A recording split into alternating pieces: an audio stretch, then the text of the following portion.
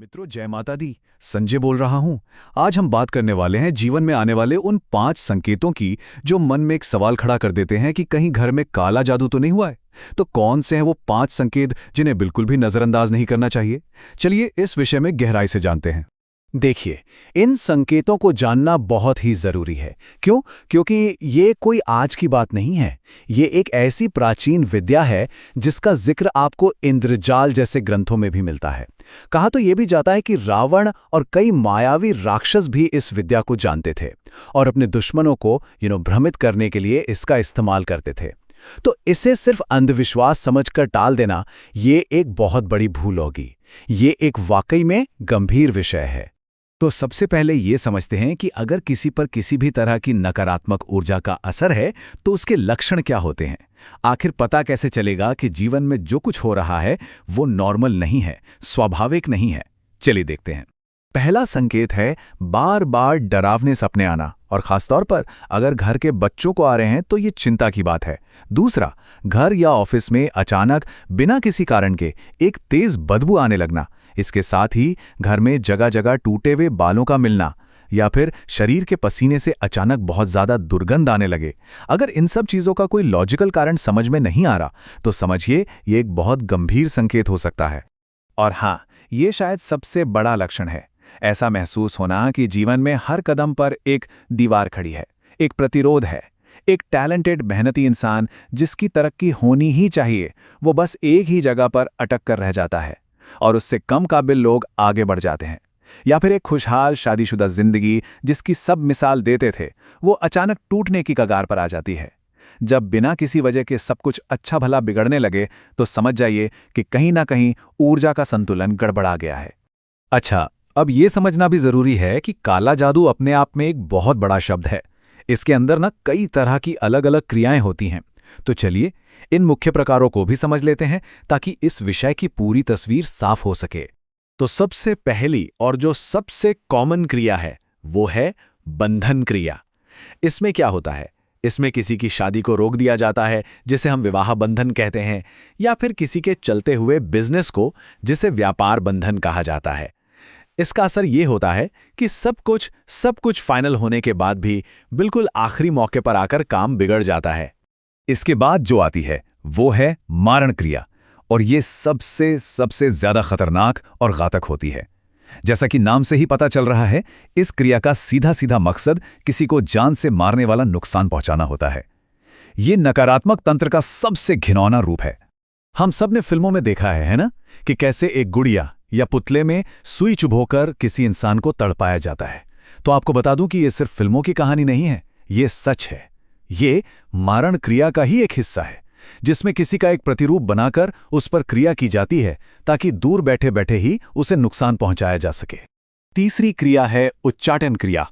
इस क्रिया का काम है किसी के मन में भयंकर कंफ्यूजन और बेचैनी पैदा कर देना। सोचिए, एक होनहार स्टूडेंट जो हमेशा अच्छे नंबर लाता था, अचानक उसका मन पढ़ाई से हट जाता है। या एक बहुत अच्छा एम्प्लॉय, उसका अपने काम से मन बिल्कुल उचट जाता है। ये उच्चाटन क्रिया का असर हो सकता है। और आखिर में आती है मुठ, या जिसे वशीकरण क्रिया भी कहते हैं। इसका मकसद होता है किसी की सोच को उसकी मर्जी के खिलाफ अपने कंट्रोल में कर लेना, और इस काम के लिए अक्सर उस इंसान के नाखून, बाल या पहने हुए कपड़ों जैसी पर्सनल चीजों का गलत इस्तेमाल किया जाता है। लेकिन यहां पर एक बहुत सख्त चेतावनी। सोशल मीडिया पर जो लोग बैठे हैं ना वशीकरण करने का दावा लेकर, उनमें से 99% लोग ढोंगी और धोखेबाज हैं। उनका एक ही काम है किसी की मजबूरी का फायदा उठाकर पैसे लूटना। ऐसे लोगों से हमेशा बचकर रहें। याद रखिए, सच्चा ज्ञानी कभी इस तरह से ढिंडोरा नहीं पीटता। अब सवाल ये उठता है कि क्या ये क्रियाएं किसी पर भी असर कर सकती हैं? तो इसका जवाब है नहीं, बिल्कुल नहीं। हर इंसान का जो ऑरा होता है वो एक जैसा नहीं होता। कुछ ऐसे ज्योतिषीय योग होते हैं जो किसी इंसान को इन नेगेटिव एनर्जीज के लिए ज्यादा वल्नरेबल, मतलब ज्यादा संवेदनशील बना देते हैं। जैसे कि जिनकी जन्म कुंडली में चंद्रमा कमजोर हो, मतलब जो लोग स्वभाव से बहुत ज्यादा इमोशनल होते हैं, उन पर इसका असर जल्दी होता है।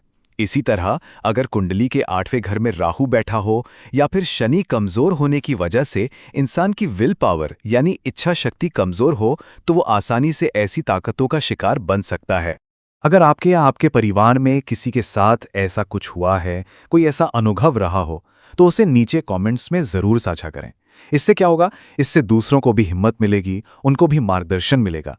और जो लोग इसे सिर्फ अंधविश्वास कहकर खारिज कर देते हैं, शायद उन्हें भी सच्चाई का पता चलेगा। चलिए, अब आते हैं सबसे ज़रूरी हिस्से पर।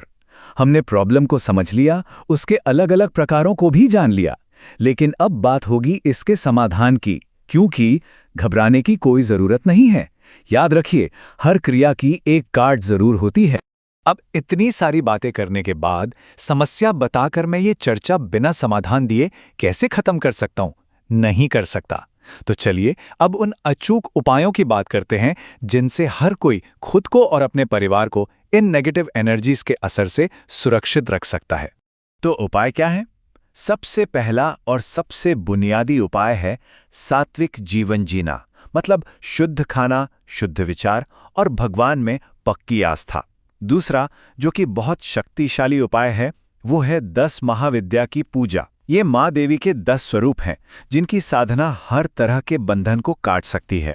इसके अलावा रोजाना सूरज ढलने के बाद घर में और ऑफिस में गूगल या लोबान की धुनी जरूर दें। घर की महिलाएं शाम के समय शमी के पेड़ के पास एक दीपक जलाएं, ये बहुत शुभ होता है। और आखिर में रुद्राक्ष जरूर पहनें, क्योंकि एक बात हमेशा याद रखिए, काल भी उसका क्या करे जो भक्त हो महाकाल का।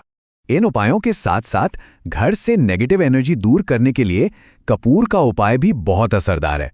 इस पर मैंने एक अलग से विश्लेषण भी किया हुआ है, उसे भी जरूर देखिएगा, लिंक आपको नीचे कमेंट्स में मिल जाएगा।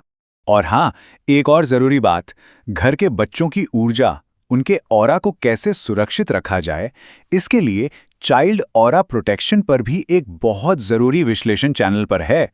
आप उसे भी देख सकते हैं, उसका लिंक भी आपको वहीं नीचे मिल जाएगा। तो आज हमने क्या क्या समझा? हमने काले जादू के संकेतों को जाना, उसके अलग अलग प्रकारों को समझा और सबसे जरूरी, उससे बचने के अचूक उपाय भी देखे।